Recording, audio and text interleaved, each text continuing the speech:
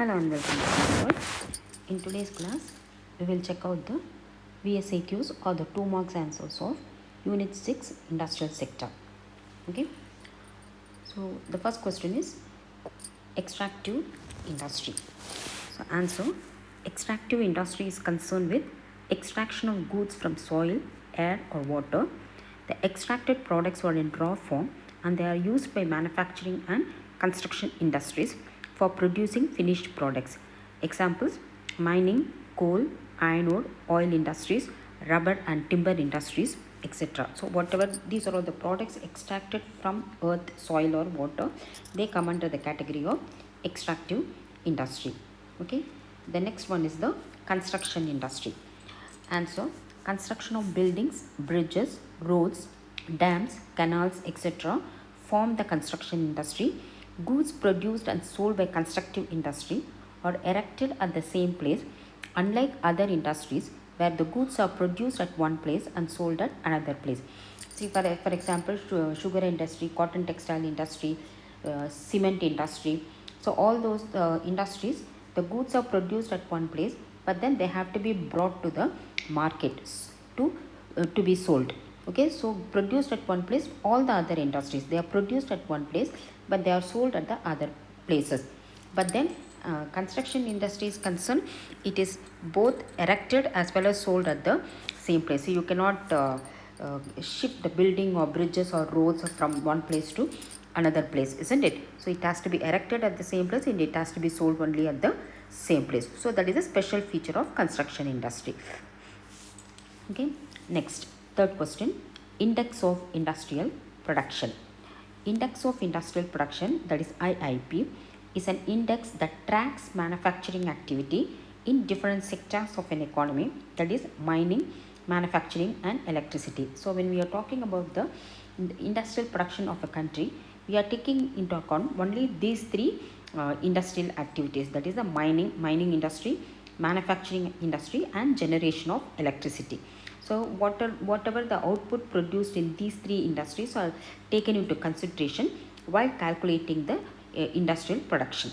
Okay, it measures the industrial production for the period under review as against the reference period. Normally it is the statistical organizations, they calculate every month. Okay, IIP is a key economic indicator of the manufacturing sector of the economy. Okay, next, fourth one: textile industry. Textile industry covers activities ranging from generation of raw materials such as jute, wool, silk and cotton to more value added ready-made goods.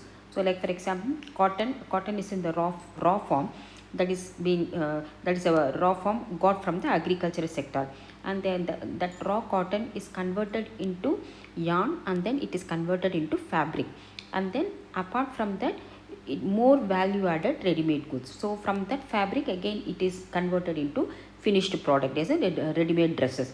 So that's why all those activities are taking place in the textile industry. The textile industry is the second largest employer in the country, providing employment to about nearly 45 million people. Okay.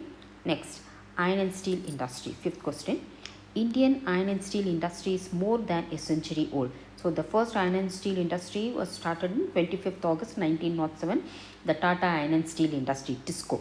Okay, so that's why it is a more than a century old. Later on it was taken over by the, some of the industries of iron and steel industries were taken over by the government. It is a feeder industry whose products are used as raw material for other industries. So it is a steel, whatever the iron and steel industry, that whatever the product produced itself is used as a raw material. Steel is a raw material, so that is itself, that's why it is called as a feeder industry. So that means what, it itself produces the raw material. So normally raw material happens to be the first stage, so it is even before the raw material. This stage of production is even before the raw material. That's why it is a feeder industry whose products are used as raw material for other industries. In 2018 and 2019, India became the second largest producer of crude steel in the world after China. It is one of the most important industries in India. So heavy capitalized industry, one of the very important industries in the country, not only in India, any country for that matter. And the next one, The establishment of iron and steel industry shows about the industrial progress of a particular country. Sixth question, industrial backwardness. Industrial backwardness is an indicator of economic backwardness. Some of the indicators of industrial backwardness are per capita income from mining and industrial sources, number of workers registered in industries, per capita consumption of electricity, etc. Because industrial development of a particular country is considered as one of the main indicators of economic development. So alternatively, if any particular country or any state within a particular country is backward industrially, then that reflects the economic backwardness of that particular country or that particular state or region, resulting in poverty and all those problems. Okay, so some of the indicators, per capita income, what is the per capita income of the country, or what is the per capita income of the particular state or region, and how out of the total per capita income, how much is generated from mining and industrial sources. So if the more percentage is generated from industrial sources, that means industrially that state or that region is developed.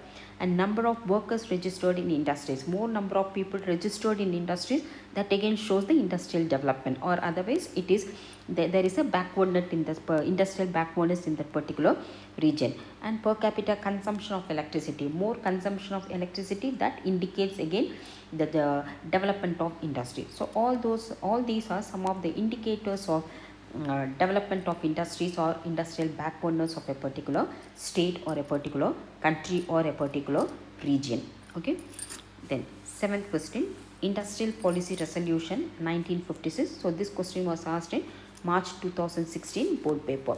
The IPR 1956 was announced on 30th April 1956, which gave a dominant role to the public sector and heavy industry. The IPR 1956 classified the industries into three categories. Schedule A, which contained 17 industries, which are to be exclusive monopoly of the government or the public sector. Schedule B contained 12 industries, progressively state-owned, and Schedule C contained the remaining industries which are left to the private sector. So 1956 policy is one of the most important policies of the country. Okay, so it is gave a very dominant role to the public sector, and that's what 1948 policy, which was the first industrial policy, categorized the industries into four categories, and 1956 policy changed it and categorized the industry into three types, and then more number of industries were included under the control of the public sector. So that is one of the main features of importance of 1956 industrial policy resolution of the country. Okay, then eighth question, industrial policy resolution of 1977. The IPR 1977 was announced on 23rd December 1977 by the Janata government. So there was a change in power. 1956 policy was the Congress government, and 1977 policy there was a change of power at the center. So it was announced by the Janata government. The policy gave more importance to the promotion of small scale and cottage industries and also introduced tiny unit. So the 1956 policy, it gave more importance to the public sector. So there was a shift in the focus. So the government, the Janata government, wanted to give more importance to the small scale and cottage industries. So 1956 policy, they gave more importance to the heavy industries under the public sector, and because of the several factors, the attention has to be diverted to the promotion of small scale and cottage industries. And the 1977 policy also introduced a new type of unit called as a tiny unit or tiny industry, whose capital investment is within 1 lakh. Okay. The ninth one, industrial policy resolution 1980. The IPR 1980 was announced by the Congress I party on 25th July 1980, which shifted the emphasis back to public sector and heavy industries. Why it is back to public sector and heavy industries? Because in 1977 the Janata government gave more importance to small scale and cottage industries, and 1980 again the Congress government came back to power, and so that's why they again shifted their emphasis back to the public sector and heavy industries. But still the policy revamped the public sector. Revamped the public sector means the public sector in the country was incurring losses during that period of time. So the Congress government wanted to give the more importance to the public sector by revamping and strengthening the public sector. promoted economic federalism by setting up nucleus plants and promoted rural industries also. Economic federalism in the sense that all the districts, the government decided to set up a nucleus plant, that is number of ancillary and small scale and cottage industries will be started in different districts, so that they will be self-contained. So that's why it is promoting the economic federalism. Okay, then 10th question, liberalization. This question was asked in board paper March 2022, 2017 and 2014. Liberalization is a process whereby a state lifts restrictions on some private individual activities. The Government of India relaxed the rules and regulations on private sector industries like abolition of industrial licensing, relaxing MRTP rules, free foreign direct investments, that is FDI, etc., through the announcement of Industrial Policy IPR 1991. So that this was one of the main features of IPR 1991 policy. So the whatever the restrictions regarding licenses, regarding subsidies, so many restrictions which were imposed on the private sector regarding the movement of goods from one country to another country. So all those restrictions, establishment of industries in different locations, and what about the capital investment from foreign countries. So many restrictions which were imposed by the government were relaxed during the 1991 through the 1991 policy. So that policy is known as the liberalization. So the liberal policy towards the private sector, that's why it is called as the liberalization policy. Okay, the next one is the 11th question, Small Industries Development Bank of India. Small Industries Development Bank of India, that is SIDBI, was set up in April 1990 to provide assistance to small scale and cottage industries. SIDBI offers refinance, rediscounting of bills, and also direct financial assistance to small scale industries. So the Small Industrial Development Bank of India was mainly established to assist the small scale enterprises. Initially, IDBA was having a separate department to cater to the needs of the financial assistance of the small scale industries. So then in April 90, it was delinked from IDBA, and SIDBI was developed as a separate financial institution to offer financial assistance to the small scale and cottage industries. Okay. Next, 12th question, industrial finance. The amount of finance required by industrial establishments to carry out their production activity is known as industrial finance. The industries mobilize finance from different sources like issue of shares and debentures, public deposits, loans from development financial institution, that is all that IDBI, IFCI, ICICI. So all those things, they are the development financial institutions, foreign capital, etc., to meet their fixed and working capital needs. Okay, so these are all the different requirements for a particular industry. They need both the fixed capital requirement, that is fixed capital in terms of plant and equipment, and also the working capital requirements. So all those financial requirements from different sources is known as the industrial finance. 13th question, global market. This question was asked in March 2022 board paper.